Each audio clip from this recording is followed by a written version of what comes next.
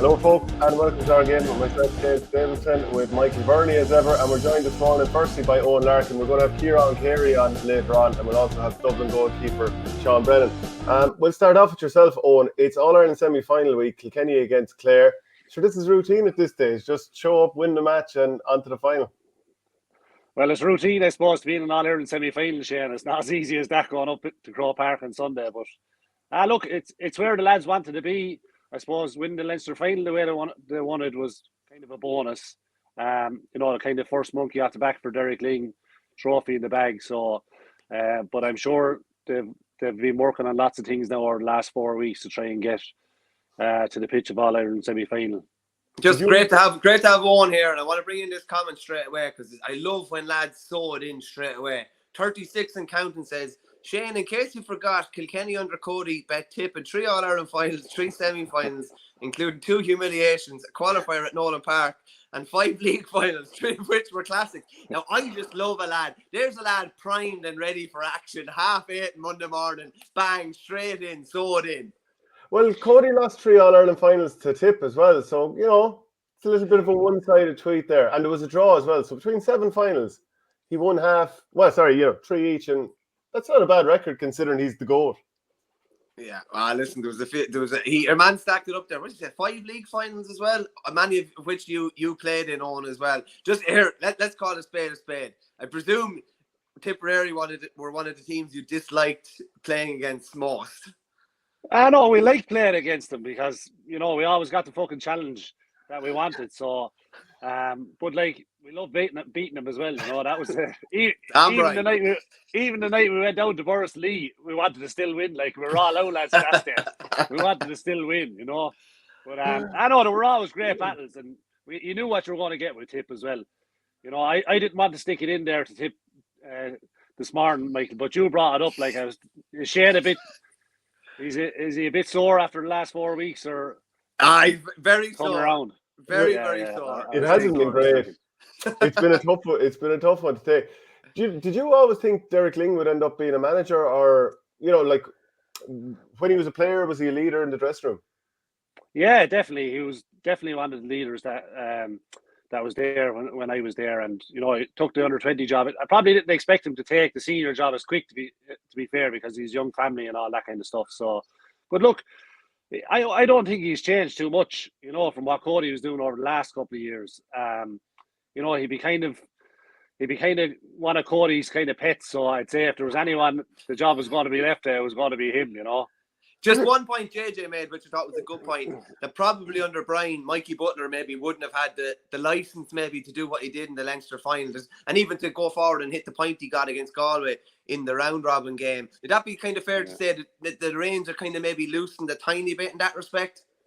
Probably are, yeah. I was looking at that and I was saying, what is this lad going forward this far for? But he just kept going and kept going. It was some finish, to be fair. If a forward finished a goal like that, lads would be raving about it. But I'd say probably Brian was always kind of, go to the 65, and if you have to go any further, hold back and come back and protect the goal. But look, Mikey's been a real find. Kills me to say it now because he's from O'Loughlin's, but he has been a real find for Kilkenny over the last couple of years. And look, he's going to have another tough job, I'd say, on Sunday as well. In fairness to you, Eoin, you've never held back with your hatred for the other 2 teams within Kilkenny City. Well, they hate me as well, Michael. So I'm just returning the favour, like. Are there any? What are you looking forward to seeing from Kilkenny this weekend against Clare? And do you think, because Clare have those injury issues at 3 and 6, maybe Conlon will play? Do you think that makes them vulnerable again? Yeah, it does, but I think it probably makes Kilkenny vulnerable as well, because they could be thinking, John Conlon is missing, Conor Cleary is missing. It mightn't be as tough a job, and going into an All-Ireland semi-final, I don't think he can go in with that kind of an attitude. I'm actually worried about this game Sunday. I was worried last year now, and in fairness, Kilkenny came up trumps and but Clare didn't arrive on the day either. And I think Clare are in a better position this year. They were probably relying a bit too much on Tony Kelly last year, and once that threat was nullified, Kilkenny were always going to win. But I think Shane O'Donnell is coming into a good bit of form. Peter Duggan, Ryan Taylor, Dave Fitzgerald in the middle of the field is having a super year as well. So like it's not just going to be Tony Kelly that they're going to have to worry about this year. It's going to be all those other lads as well. And I just worry maybe that Kilkenny don't have probably the backs to withstand that, and it's going to be a really, really tough job for him. Yeah, would you be worried about the midfield on in particular? Something that you haven't had set, like you haven't really had a settled midfield, I'd say, in 5 or 6 years potentially. There's been always interchangeable feats, and thinking of like Alan Murphy comes in at different times. Richie Latty used to come in. Conor Brown has played. Like there's been a lot of different names. Conor Fogarty comes in and he starts other games, and then he's taken off maybe early. Like it's kind of been a bit of an interchangeable feast. You look at the Clare midfield, it's usually Malone and Taylor, and like that is a really solid midfield that can hurt you at both ends of the field, really. Yeah, and even Dave Fitzgerald plays there sometimes as well. Like they have maybe 2 or 3 that interchange, but as you said, Kilkenny don't really have a settled midfield at the moment. And the other thing this year has been the centre back issue. Richie Reid has been injured for 1 or 2 games, and they're chopping and changing. So they have no real centre back either. I gather Richie Reid is going to be fit. I hope he is, that he can slot back in there. But like you said, the midfield is the one place that they're changing all the time. You really don't know what you're going to get. And even at that, then, they're probably making a substitution or two 40 or 50 minutes in as well. So that's changing it up again. But like whoever plays there are going to have their work out, because the Clare midfield are just up and down the field, fitness to burn. And we just don't seem to have that, those 2 lads that can go for 70 minutes, like your Dave Fitzgerald's, Cotton Malone's and those lads. And, I think that's going to be a key area on Sunday. If you were Derek Lyng, force of habit to say Brian Cody, but if you were Derek Lyng, would you look at the full back line that started the last day for Clare? And it could change. Adam Hogan, Rory Hayes, Shane Amori, none massively overly physical, and think we load up the full forward line here with TJ Reid, Eoin Cody, and maybe even somebody like Wally Walsh, and launch the ball in on. That was the actual full forward line I was just thinking about during the week. Maybe put TJ in full forward, you could put Wally in the corner and have Eoin Cody then maybe just breaking off him. And if it was me and I was Derek Lyng, I'd say maybe fire in the first 5 or 6 balls high, and like TJ is very good in the air. Obviously Wally is good in the air, and if they don't catch it, just break and let Eoin Cody come in around. A couple of goals could be got there in the first 10 or 15 minutes, and that could really set the tone then for the rest of the game. Yeah, that's why I'd make Kilkenny favourites here, Michael. I'd be the same, Shane, to be honest with you. I see Adrian McGrath says everyone must be on the beer in Clare, that they've backed Clare into favouritism. Like obviously there's the Munster against Leinster thing, and a lot of people would say that obviously the strength of Munster is a lot more than Leinster, and that Clare are bringing better form to the table. But yeah, I'd be the same. The one thing I'd have with Clare is I still wouldn't be 100% sure what you're going to get. A fair idea of what you're going to get from Kilkenny on Sunday. Just wouldn't be 100% sure what you're going to get from Clare. And they surely have the bit between their teeth. They love a good cause. They have some cause going in Sunday, because they were absolutely humiliated in the same fixture 12 months ago. And if you're talking about like Tony Kelly and proving a point or whatever, like surely he's going to want to play a starring role on Sunday after probably what was the worst performance that he ever gave in the Clare jersey last year. And just something I put you on Tony Kelly. I kind of think that Tony Kelly doesn't necessarily have to score 1-5 on Sunday, but he could take Mikey Butler into maybe areas of the pitch that he might want to be. He could occupy a player, create a lot of space for a hell of a lot of other lads that maybe wouldn't have been capable of standing up to the extent that they could stand up Sunday. Like if you look at it, if Tony Kelly brings Mikey Butler off somewhere and kind of pulls the Kilkenny defence out of kilter a small bit, Rogers can do well and exploit the space. O'Donnell can do well and exploit the space. Shane Meehan even coming in off the bench, David Fitzgerald, etc. So I actually don't think he needs to score a huge amount on Sunday, and I think he could still have a massive impact on the game, though. Well, this is it. That's why I said earlier on, they were probably relying a little bit too much on Tony Kelly last year, whereas other lads are coming into form. And I think you're right. I think Tony Kelly probably needs to sacrifice himself on Sunday, because he knows he's going to be a marked man. I'd say the dog in the street probably knows Mikey Butler is going to pick him up. And I think you're right. If he takes him out the field and just stretches the Kilkenny backline, it leaves space in there for the likes of Fitzgerald coming through, Ryan Taylor, Shane O'Donnell, and even Peter Duggan. and those lads can do damage. And do Kilkenny have the backs that they're going to be able to man mark all of them? I don't think so. Maybe Hugh Lawler will pick up Peter Duggan. Tommy Welsh, probably Ryan Taylor, but still Ryan Taylor drifts out the field as well. So then if you have Mikey Butler and Tommy Welsh gone out and Ryan Taylor, that just leaves Hugh Lawler in full back line with Peter Duggan, and probably Shane O'Donnell and Dave Fitzgerald and these lads coming through as well. But I do think Tony Kelly is probably going to have to sacrifice his own game for the betterment of Clare on Sunday.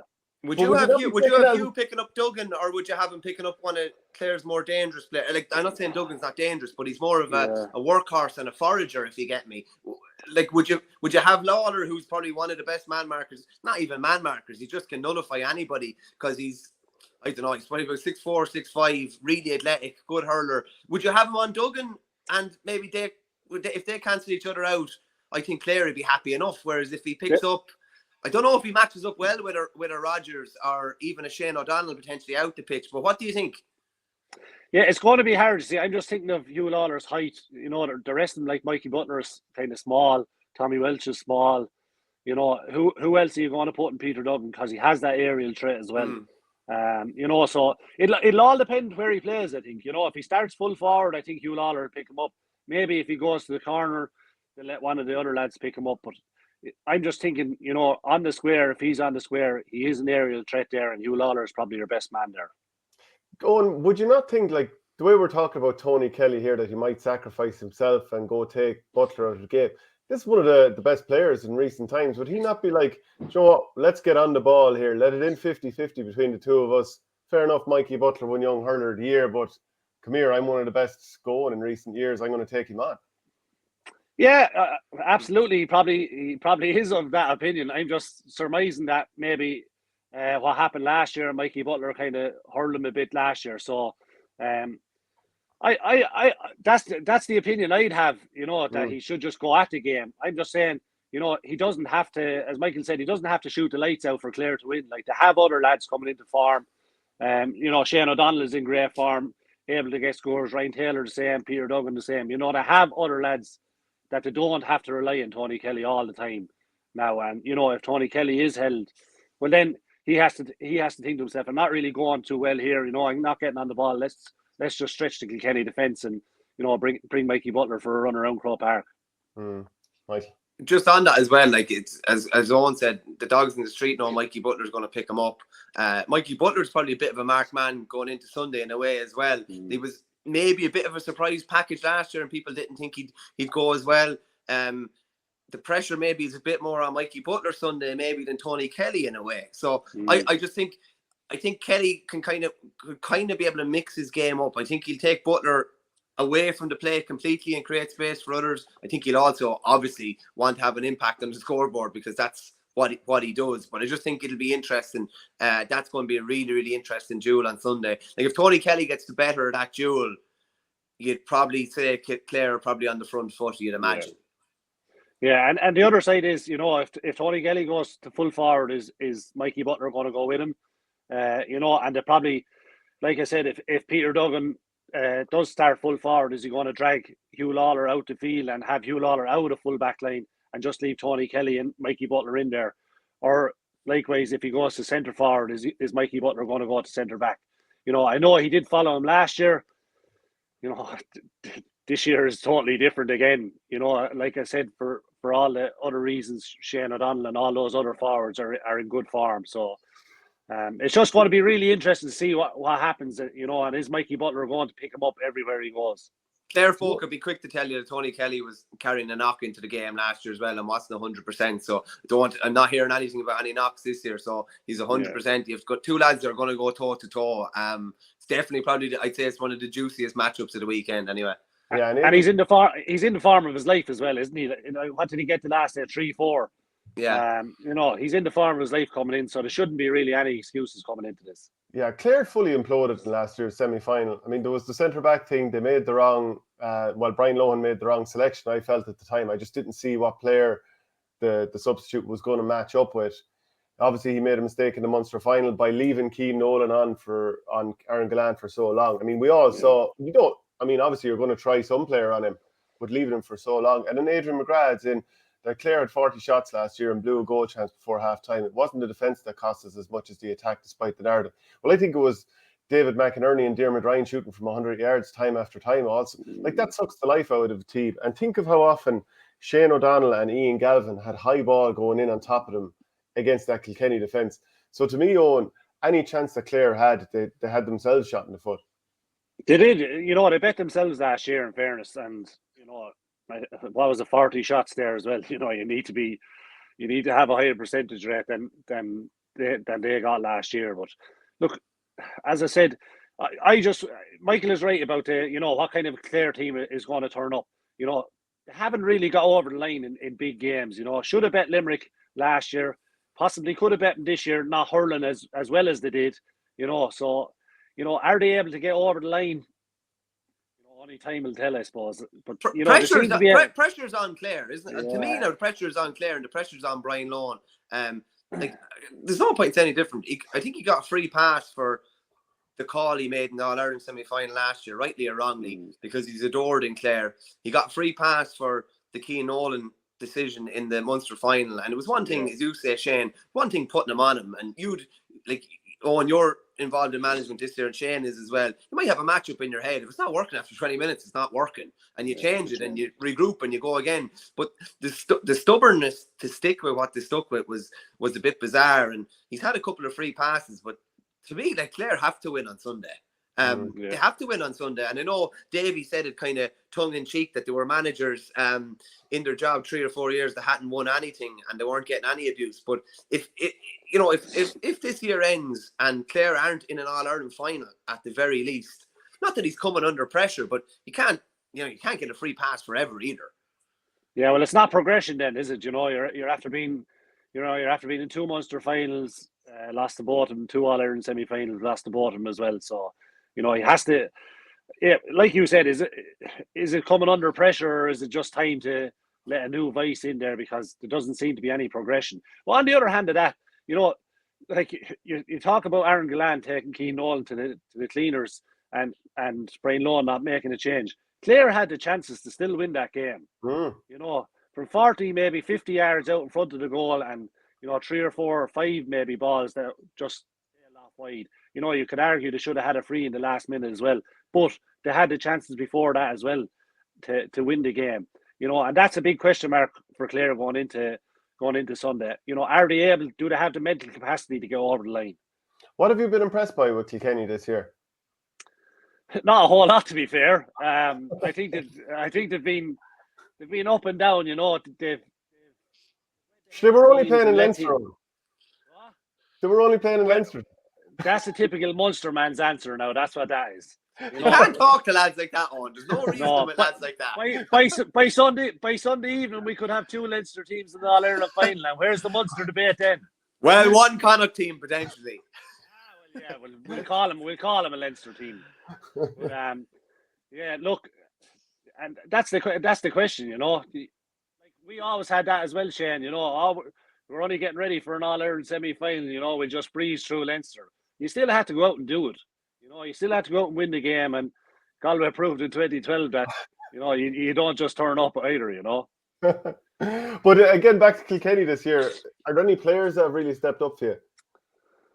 I think everybody's just doing their own job, really. You know, I've been impressed with Hugh Lawler since he's come into the Kilkenny panel, and obviously Mikey Butler as well, I said. I think Eoin Cody needs a good game on Sunday. You know, he hasn't been... I don't think he's been firing the way he has been firing the last couple of years. And, you know, hopefully he's just coming into a bit of form. I think he needs that. I think he needs to have a good game on Sunday. You know, because I'd say TJ is probably going to be man-marked, and they need someone else to step up. You know, who knows what the rest of the forward line is. You know, is Mossy Keoghan going to be fit? Is Billy Ryan going to start? Is Wally Welsh going to start? And another player, just, you know, I would have played with him a lot. Richie Hogan, like, he's only played, I think, 2 or 3 games in the last 3 years. You know, why is he still there? Is he fit enough to play? Is he fit enough to be on the bench? You know, and I think he could offer something if he is fit on Sunday, be that, you know, starting or even coming off the bench. You know, he has that experience of being in All-Ireland semi-finals. He's won All-Irelands, obviously. And I think Kilkenny could need that experience on Sunday. And Michael, did you notice there that the two players that impressed him, Mikey Butler and Lawler this year, both O'Loughlin's lads? Yeah, no, they must have really impressed them. It wouldn't be said. I'm nearly 40, lads. I'm gone soft in my old age. Can I ask you about Eoin Cody? Owen, I think all the potential is there, and at times we see it, and there's times he cuts loose in certain games. But I don't know. I kind of feel like the ball is around him a lot, and a lot of the time sometimes it doesn't end up in his hand. Like he's in around the play an awful lot. I can see him go down for a good few pickups and not ending up with the ball in his hand, be it from pressure or otherwise. But I think if there's certain things sharpened in his game that he could be potentially lethal, but it's just that the consistency element, like the real top lads, if a ball goes into Patrick Horgan and it's a 60-40 ball in his favour, that's in his hand, that's sniped over the bar. Same with TJ. But I just kind of feel with Eoin Cody, maybe that killer mentality is not totally there yet. Maybe it will come, but just maybe not yet there at the moment. Yeah, I felt it was there now last year and the year before. Any ball that went into him, he was doing something with it, whether that be a score or set up a score or pass it off. I don't know what it is this year. Like you said, the ball just seems to be enough ball going in there that he should be destroying defenders, but most of it is coming back out the way. And is that the captaincy thing, weighing pressure on him? Who knows? Only he'll be able to say that. But I do think there should be a big game in him. And as you said, if he just sharpens up, the bit of a touch and the hand, he's capable of going to town on someone, Is it looking like, Owen, that Adrian Mullen could feature at some stage? By all accounts, I'm hearing he has a hurl back in his hand anyway. And he'd be a fair boost. Even at 60%, Mullen would be a fair boost. Yeah, there is talk of it now. I don't know. I haven't heard I had a hurl back in his hand, but there was talk that he was going to play some part. That would be a huge boost because, as we know, Kilkenny are not blessed with, they're not blessed with forwards, and they don't have the same firepower coming in off the bench. So if they could get Adrian back for even 40 or 50 minutes, maybe, or even the last 20 minutes, just to give him a boost off the line coming in and maybe grab a couple of scores as well, that'd be a huge boost to him. There's a question here from Detox 101. Owen has always called a spade a spade. Is there any lack of heart in the current Kilkenny camp, or are they just not as capable as the great team? And he adds in, or confidence either. Now, I'm not sure if you even agree with the question, but there you go. What do you think? No, I think maybe the one thing probably that's missing now this Kilkenny team is the killer instinct. I suppose when you go back to 2006, maybe to 2014, if we got a chance to kill off a game, we killed it. More often than not. And I don't think that this Kilkenny team have that. They seem to, like we were 8 points up on Galway in the Leinster final and very nearly lost it. They let. I think he's been man-marked, Shane, is he? Yeah, we've lost him there for a second. Mikey Butler's sorry. after taking him out. Mikey Butler's after taking him out again. I'm after getting a phone call there. That's what happened. Cody, or Derek Lyng. Derek is on to me. He wants me to play centre forward. I told him I need a bit more time to get fit. So if you get to the All-Ireland final, give me a shout. I'd say Derek is on to tell you to shut up. I'd say. I'd say that could be it. The Loughlin's chairman is ringing me there. Don't be telling the lads boosting their confidence rather than going into the club championship. But just you were saying about that question about Kilkenny. What do you think about what's the current camp, the current setup? It's just the killer instinct. I think is just really not there. Like I said, we were 8 points up against Galway and very nearly let it slip. If I suppose if our team got that chance and we're 8 points up, we'd be 9, 10, 11, 12. And just the game would just peter out after that. That's the one. Is that a quality? Is that a quality thing, or what do you think, or is it a mindset? Or I think it's a little bit of both. I think like when you get 8 points up, it has to be a mental thing. We're going after the next ball and we want the next score, and just close up shop at the back and don't let them in for any soft goals or anything like that. So I think that is a mental thing, and that comes from their forwards as well, that they don't stop working and let quality ball into their forward line. Yeah, 100%. Just on the old guard, on Conor Fogarty obviously featured. He started the Leinster final. Wally came in. Killian Buckley got the goal. Them boys obviously still have a fair role to play. And as you said, Richie could have a role to play yet too. Yeah, absolutely. I'd say Conor Fogarty probably will start midfield. Killian, obviously, I think will come in from the bench. And look, I hope Richie Hogan, for his sake, he hasn't played a whole lot. I hope he is fit and is on the panel for Sunday and does get a run, because I think he has something to offer. I don't actually know what's going on. Is it still his back? Is that him? I haven't heard anything. It just seems to be all quiet around Richie Hogan at the moment. And obviously, I think Wally will have a big part to play as well, whether that be, starting from the start and maybe target the Clare full back line, or coming in and trying to win a bit of ball in the second half, maybe. Can I just ask you something quickly on just Yeah. I would rate TJ's performances over probably the past 7-8 years as high as anything I've seen, because of the team around him in comparison to year team. And I just not having to go. It's just year team was literally, there was like all stars everywhere, and different lads could step up on a different day. You could shoot the lights out one day, Henry do it another day, Eddie do it another day, Martin Comfort. Whereas I think TJ nearly has to do it every day. And like, personally, I would nearly, and you've obviously played with them all, I would nearly have him up the very top of Kilkenny players over the last 30 or 40 years, just because of he has to deliver every day, and he generally does. Yeah, absolutely. Like, I don't think there's, what you're going to get from him, really, don't you? Every day he goes out, like, even if he's being man-marked, he always comes up with a couple of plays or a couple of points and, gets Kilkenny over the line, more often than not. In saying that, he is 35 years of age now. Do we expect the same level of, performance out of him that we have over the last couple of years? Probably not. And that's why I think we should start him. From the start of the year, I said he should be playing full forward. He probably doesn't have the legs he had probably last year or even the year before, and that, I'm afraid, that happens to us all. So I think full forward is his best place to play now, and really go at the Clare defence. I thought he should have been there from the start of the year, but I think from even the first 10 or 15 minutes, throw him in there, leave a load of high ball in there, and he has a good hand. He's able to score. It could be the win and losing the game. The talk, like Patrick Horgan has said that he's happy to play again next year, and obviously he's one of the greats. Seamus Callanan will wait and see what he says. Do you expect TJ Reid to stay around? Like, I'd say he's a baby, isn't even one yet, maybe 6 or 8 months or whatever. So obviously that's on his plate as well. But would you expect to see him next year? Because he's probably still in the top 6 forwards in Kilkenny, even if he's going to turn 36.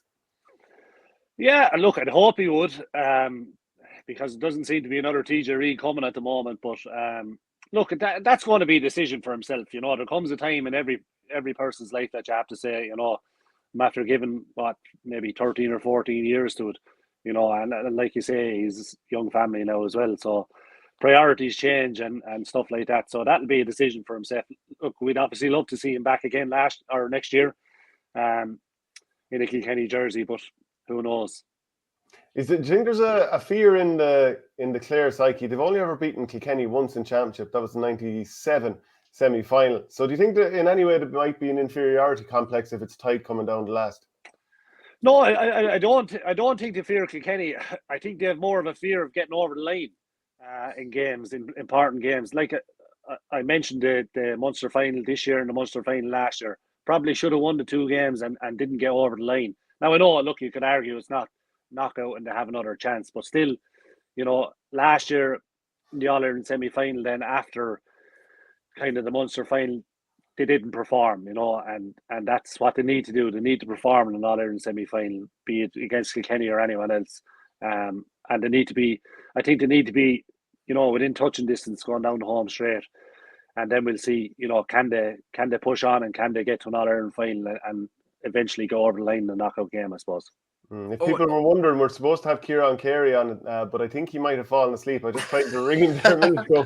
I think he's asleep. Michael, you wanted to say something there? Just a quick one for you, Owen. You mentioned about TJ there. Kilkenny aren't going to disappear or anything like that, far from it. But is there a worry when he retires? Like, even just from a free-taking point of view, probably 95% of them are going to go over. He's probably going to take the best man marker on the other team. He can horse a high ball down on top of him.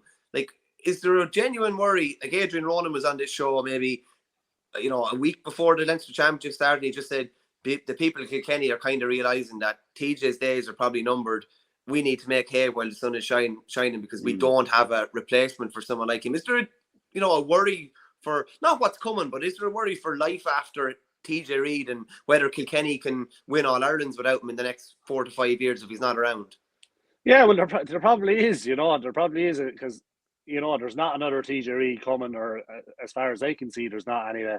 And if you go back to the early 2000s, you had DJ, and then Henry was coming on, and then you had TJ was coming after that. So that's after, for the last 20 years, that's after kind of being the way it's gone. One passes to the next. But, who's going to take over the mantle after TJ goes? There doesn't seem to be another one coming. In saying that, in a year or two, maybe someone will step up to the plate and take it over. But, you would be worried because, as you said, you always know what you're going to get. It's always 95% performance out of them. The freeze is always, 9 out of 10 going over, maybe, most of the time, probably 10 out of 10. But who's going to take over that mantle for Kilkenny when he goes? And look, let's be honest, he's 35 years of age. He's not going to last that much longer, be that maybe he comes back next year and possibly the year after. Who knows? But look, I think we have to get working on the next TJ Reid to come through. Big time. Just question in there from Peter J. Gowan. He said, wonder what Eoin thinks regarding the best KK player of all time. He played with most of them. Well, he's cancelling me out straight away, isn't he? Good man, Peter. He's also trying to get you in a bit of trouble, I'd say, by nailing your colours to the mast and picking out one of I don't know how many. I'm not picking out any of the Loughlin's dads here anyway. But, I know. Look, TJ or Henry, I suppose, for me, probably two of the best. And if you went back to the back line, then JJ and Tommy, you couldn't pick between the two of them either. Right, you've named four. Is there any more you want to name there? Just to spread it out. We just go through the whole team, will we? Who's the toughest man you ever played against? And it doesn't even have to be like a direct marker, but just someone on an opposition team or like, geez, that guy is serious. I had good battles with Declan Fannin over the years. I knew you were going to say him. Yeah, just because he always looked like he'd be in your face, teeth tough, all over you, wouldn't give you an inch. Yeah, I always felt like he had about 5 hands as well. The hurl would be on one side and be 3 hands wrapped around you as well. So, he was tough. He was physical as well, which was tough. He was a tough man to mark. Yeah. It's funny, just going back to, I think it was the league game, them yellow cards were in. I remember Martin Comfort coming on, and the two of them, he was only after coming on and got the yellow card into the sin bin. The two of them were gone. That was the 09 one, was it, in Thurles? Yeah, I think so, yeah. Just your thoughts on the other semi-final then, Limerick, Galway. And we know that Hannon is supposed to be out of this game. They put out a press release a few weeks ago. Sean Finn is out of this game. So they've already sort of had to rejig a little bit to cover off for Finn, and Mike Casey's in there, obviously a very good player. But now Hannon, with him gone, do you put like a holding 6 there, like for example Dan Morrissey, or more of a attacking one like Nash or Kyle Hayes, or Keane Lynch could be he played their minor or whatever, he's so classy. Like, what would you do here if you were John Kiley? Yeah, it's hard to know. Hard to know what to do, really, to be honest. I don't think Keane Lynch is fully fit, and I'd say that's probably why he's not playing. I think they'll go with Dan Morrissey in there, to be fair. Maybe Kyle Hayes to the wing. Look, it's hard to know what's left in Limerick because they're just getting over the line in games. They're not kind of trashing teams the way they did a couple of years ago, but they still seem to have that hunger to get over the line. In saying that, they're still getting over the line. Nobody can beat them, and they are the team to beat. I really don't know if Galway have it in them to beat them. Galway seem to be just possibly getting there at this stage. Don't seem to be shooting the lights out, but seem to be, thereabouts in all games. And I'd say it'll be the same. I'd have the questions for Galway as I would for Clare. Can they do it in a knockout game? Can they get over it in a tight game? Obviously, they got caught in the Leinster final with a sucker punch, but I think they'll be thereabouts. And I just question, can they get over the line in a tight game? Whereas Limerick can. Limerick can. Would you have found it odd watching Henry on the sideline for Galway? And especially down in Nolan Park this year, a couple of times he was roaring in about Kilkenny lads diving. So I thought I'd say that must have been a funny one for the Kilkenny locals to watch. Probably was, but look, I think in these days you have managers from all different counties going to other counties. So I think there was a lot made of Henry obviously going up to Galway, but look, like after the first game, it just becomes normal. I think and manager obviously is going to back his own team and try and get the best out of them, and obviously he's going to try and influence the referee as well. So Henry is no different in that to any other manager. It's good to know that a Kilkenny man thinks that Kilkenny dive. No, I didn't say that. I never agreed. No, I meant Henry. Oh, Henry. Well, look, he probably does, but sure, look, isn't everyone at it at the moment? Yeah, it's true. Trying to buy frees and all that kind of stuff, and just on the refereeing thing as well. I hope the referees on Sunday and Saturday evening actually let the game go, and it's not a free taking competition, because I know there is directives from Crow Park now for different tackles that have to be blown up and that kind of stuff. But look, we all want to see two very good games with limited stoppages, I suppose. We're talking about fouls and lads maybe buying frees. To be fair now, you were one of the first to drop the head. Don't go down there now. Don't go down that road. Am I not right in saying you were one of the first to drop the head? Maybe, but that was just the way I used to be going forward at players. I think you showed King Kenny how to do it as well. You can't tackle in around the neck. You should know that. That's true. Yeah, that's true. You can't. All right, it's not much you can do if it goes down like this. But sure, everyone is doing it now. And I think, do you know what? And it's funny. A lot of the referees aren't blowing them now. They're just like, hands up in the air. You're looking for it too much. If it's a genuine free, they'll blow it. And if you're not kind of looking for it, they'll blow it. But if it looks like you're looking for it and you kind of nearly stop, I think they're just. It's obvious. It's not in the rule book or anything like that. But I think it's maybe a directive that the referees are just saying, listen, lads are trying to buy frees here. Just let play on, and maybe lads will stop doing it or whatever if we don't blow.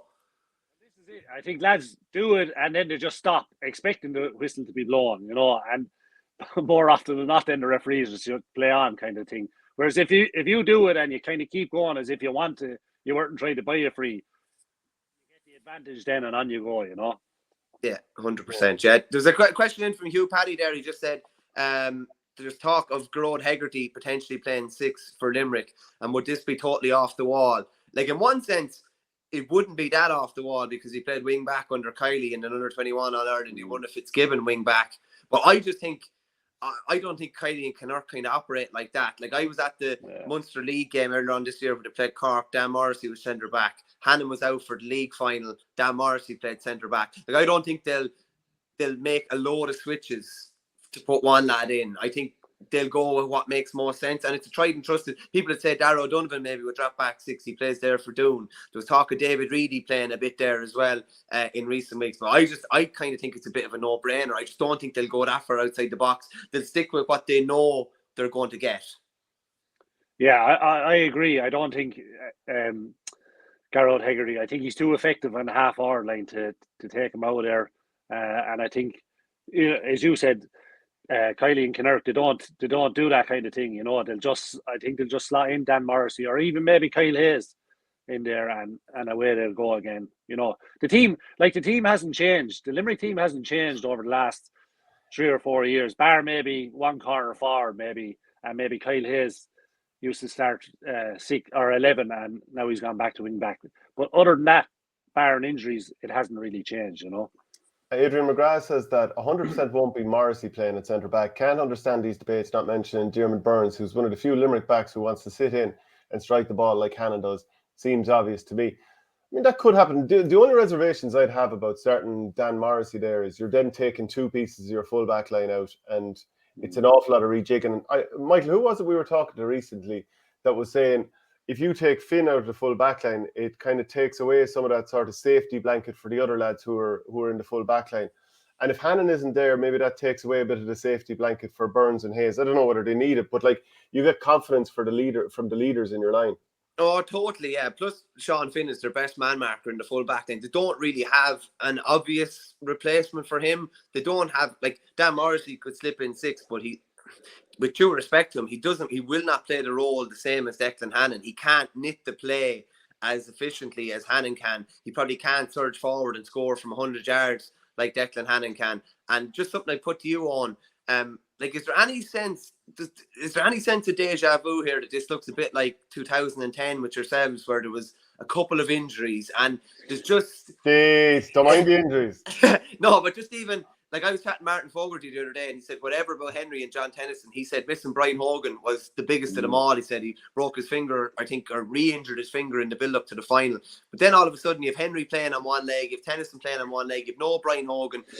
All you're going deeper into your squad. Your options coming off the bench aren't as good. Is there any sense of history repeating itself here? Yeah, possibly. Yeah, you know, I think Sean Finn, first and foremost, he's a massive, massive loss. But I think Declan Hannon is going to be a serious loss. Just on Declan Hannon, who actually came in for Declan Hannon when he went off the last couple of days? Colin Coughlin came in wing back, I think, and Kyle Hayes went to centre back the last day. Yeah. So maybe that's what they'll do. You know, Kyle Hayes will probably go centre back. Or did he? Actually, I'm not 100% certain. Yeah. Dan Morrissey Colin went Coughlin out. Yeah, and Richie English came in as well. So yeah.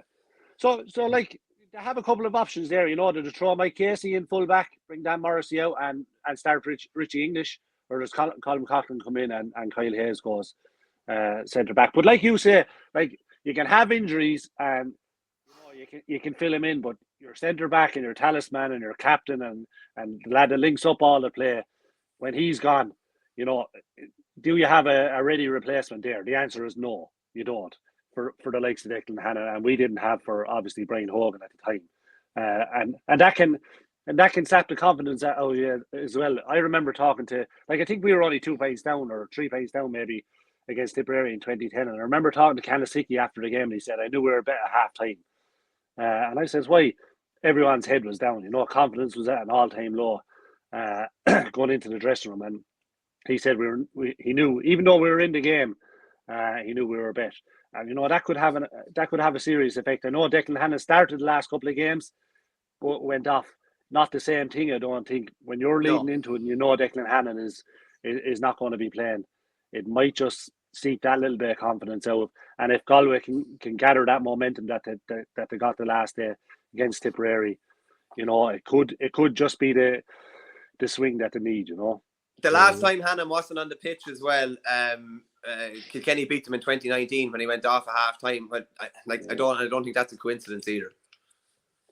Yeah, he has been, you know, he has been the standout player. I don't think there's a game you could say Declan Hannon had a poor game over the last 3 or 4 games or 3 or 4 years. You know, he's always come up with a couple of points and dictated the play from centre back. So he's going to be a huge loss.